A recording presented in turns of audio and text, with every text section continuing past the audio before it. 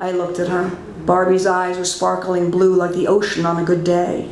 I looked and in a moment noticed she had the whole world, the cosmos, drawn in makeup above and below her eyes, an entire galaxy, clouds, stars, a sun, the sea, painted onto her face, yellow, blue, pink, and a million silver sparkles. We sat looking at each other, looking and talking, and then not talking and looking again. It was a stop and start thing with both of us constantly saying the wrong thing, saying anything, and then immediately regretting having said it. It was obvious Barbie didn't trust me. I asked her if she wanted something to drink. Diet Coke, she said. I went into the house and upstairs into my parents' bathroom and opened the medicine cabinet and got a couple of Valium. I immediately swallowed one, washing it down with her damn Diet Coke. I figured if I could be calm and collected, she realized I wasn't going to hurt her. I broke the other Valium into a million small pieces and dropped slivers into the Diet Coke and swished it so it would blend. If we could be calm and collected together, she'd be able to trust me even sooner. I was falling in love in a way that had nothing to do with love. So, what's the deal with you and Ken? I asked later after we'd loosened up, after she'd drunk 2 Diet Cokes and I made another trip to the medicine cabinet. She giggled.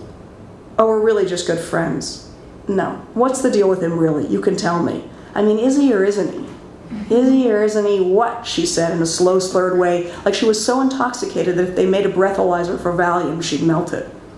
I regretted having fixed her the 3rd Coke. If she OD'd and died, Jennifer would tell my mom and dad for sure. Is he a faggot or what? Barbie laughed and I almost slapped her. She looked me straight in the eye. He lusts after me, she said. I come home at night and he's standing there waiting. He doesn't wear underwear, you know. I mean, isn't that strange? Ken doesn't own any underwear. I heard Jennifer tell her friend they don't even make any for him. Anyway, he's always there waiting, and I'm like, Ken, we're friends, okay, that's it. I mean, have you ever noticed he has molded plastic hair? His head and his hair are all one piece, and I can't go out with a guy like that. He'd be like, get a transplant. Besides, I don't think he'd be up for it, if you know what I mean. He's not what you'd call well endowed. I mean, all he's got is a little plastic bump, or more of a hump, really, and what are you supposed to do with that? She was telling me things I didn't think I should hear, and all the same I was leaning into her, like if I moved closer, she'd tell me more. I was taking every word and holding it for a minute, holding groups of words in my head like I didn't even understand English. She went on, but I wasn't listening. I was thinking about little plastic bump humps and other horrible things.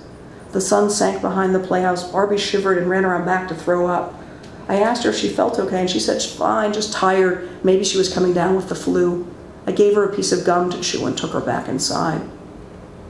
On the way back to Jennifer's room, I did something Barbie almost didn't forgive me for. I did something which not only shattered the moment, but nearly wrecked the possibility of our having a future together. In the hallway between the stairs and Jennifer's room, I popped Barbie's head into my mouth, like Lion and Tamer, God and Godzilla. I popped her whole head into my mouth, and Barbie's hair separated into single strands like Christmas tinsel and caught in my throat, nearly choking me. I could taste layer upon layer of makeup, Revlon, Max Factor, and Maybelline. I closed my mouth around Barbie's neck, and I could feel her breath in mine. I could hear her screams in my own throat. Her teeth, white, pearl drops, Pepsodent, the whole Osmond family, bit my tongue and the inside of my cheek like I might bite myself. I closed my mouth around her neck and held her suspended, her feet uselessly kicking the air in front of my face. Before pulling her out, I pressed my teeth lightly into her neck, leaving marks Barbie described as scars of her assault, but which I imagine is a New Age necklace of love. I have never, ever in my life been treated with such utter disregard, she said as soon as I let her out. She was lying. I knew that Jennifer sometimes did things with Barbie. I didn't mention that I'd once seen Barbie hanging from Jennifer's ceiling fan, spinning around in great wide circles like an imitation Superman. I'm sorry if I scared you. Scared me, she squeaked. She went on squeaking, a cross between the squeal when you let the air out of a balloon and a smoke alarm with weak batteries. While she was squeaking, the phrase, a head in the mouth is worth two in the bush, started running through my head, and I knew it had come from somewhere and started as something else, and I couldn't get it right. It sounded like the punchline to some dirty joke. Scared me, Barbie squeaked louder and louder until finally she had my attention again. Have you ever been held captive in the dark cavern of someone's body? I shook my head. It sounded wonderful. Typical, she said, so incredibly typically male. And for a moment I was proud. Why do you have to be so violent, to do things you shouldn't do, and worse, you do them with this light in your eyes, like you're getting some weird pleasure out of it that only another boy would understand? You're all the same, she said. You're all Jack Nicholson. And that's just a piece of that. But, you know, when I think about, and I was so young, but when I think about this, I think a lot about how there is a habit to this story that is indicative of stuff I've done many, many times over the years. And I always describe it as in some way picking the least likely character to tell a story, which means to me, in this case, you wouldn't expect a young, sort of preteen or pubescent boy to be the best person to talk to you about Barbie and Barbie's place in American culture and society and Barbie's relationship to being a girl. And yet, because it is not his experience, and in a way even because of the limits of his age and his own boundaries, it actually allows, as a writer, for me to open the story in ways that would otherwise be impossible, were I, in some sense, sort of picking a character closer to the story. Like if I started with Jennifer. Jennifer, in a way, could tell me less about her own relationship to Barbie than the brother is able to illustrate, if that makes any sense. So for me, that's typically been one of the kind of tactics I've taken. And I did it, you know, in this story, and then many years later, a good example of it is in actually the book The End of Alice, the novel that I wrote about a jailed pedophile murderer.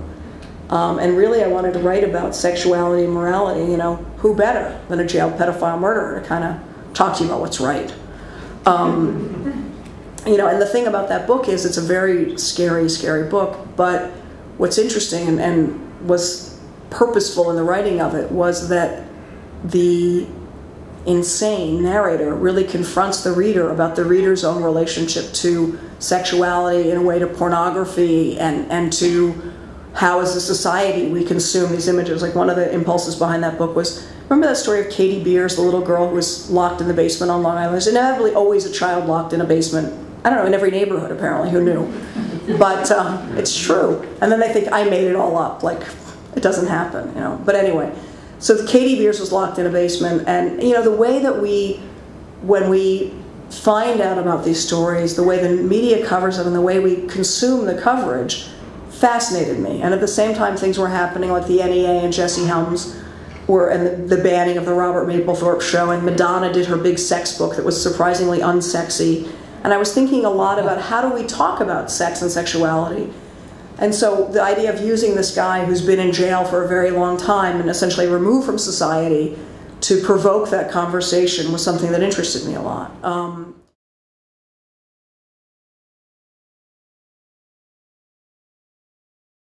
Well, I think it's everything from all those things, but it also in some ways, I think when I've taught writing, what I notice is often a flaw in students' work is, on the one hand, often what they're writing is very autobiographical, but also the position that they're telling the story from is so close that they only have one way of telling it. And I even think, even if you're telling a story that you know very well, if you pick yourself or create a person and put that person in a different relation to the material, the story itself will look different. So it actually, for me, allows a story sometimes to open more fully. And because somebody who is a least likely character brings to it a whole other set of things, it also allows the story to unfold in relation to a different set of circumstances or characteristics, or things like that. And again, it's not like a overtly conscious thing, but I often think about, for me, stories and novels come from the larger world. They come from the culture, not just from personal experience. I mostly don't. I really write this weird thing that is truly fiction, except for when I don't, and then I say I'm not writing fiction. I know there's a big blur these days. I'll be like, I think it's fiction. I don't know. I know. I mean, I know.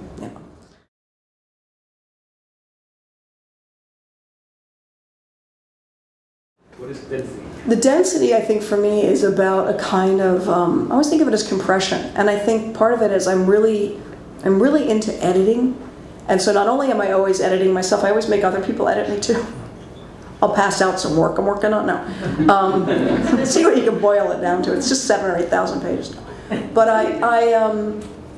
in a novel, you really are allowed to stretch. And your lines can stretch, and your story can unfold in a much more leisurely pace. But there's something for me lately, and it's just a personal thing, where I am still subscribing to, in some way, the language of short story, but in a much longer format. And I'd say it's exhausting, and it's really hard to do, because it's like when I first started writing short stories, for me there's an architecture to it, and every line has to be right in relation to the next line. So I don't go very far ahead until the lines are right. And in a novel, sometimes I will go, not miles away, but I'll go further, or I'll leave like a messed up area, and knowing that I have to come back to it. And now I'm getting so like, I don't know what it is, persnickety, that I'm like, oh, you can't do that.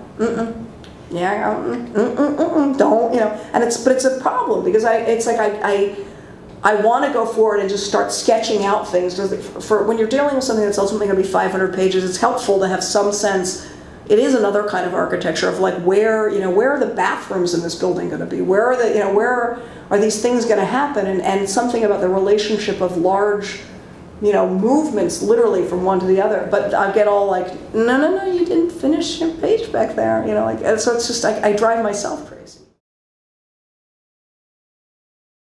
It's not plot. It has nothing. It has nothing to do with plot. Because you know what's fun is I don't even know what plot is. I mean, I think it's where they put you when you're dead, basically. I don't know, seriously. I don't think about plot. I mean, I think when I think about things like that, I think about the biggest thing is I think about what do I want the reader to come away with? What I want to be left after we've been on this ride, and that's as close to plot as I come. And I think about what's going to have to happen to get us to that point. And what, to some degree, kind of what the actions are, but it's more about even sort of an emotional progress than a plot.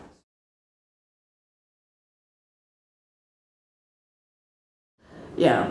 And I think it's interesting when you go and you read, like, people like Ray Carver, who's like a great story writer, and you look at it, you don't think they're dense, but they do this weird thing. The Carver stories, have you noticed every when you read them, they create an atmospheric cloud that's almost like some kind of a weird gaseous thing that has a whole feeling that literally rises up from the story. And when you look at the story word by word, you can't figure out how that happened, because there's nothing so unique about those words, and they don't seem to be so specifically lined up, and yet it makes like some weird like fuzzy green cloud that you think, God, that story made me uncomfortable, or that story made me feel hollow, but this at the same time, and there I was dancing on someone's front yard, and I mean, it's amazing what that kind of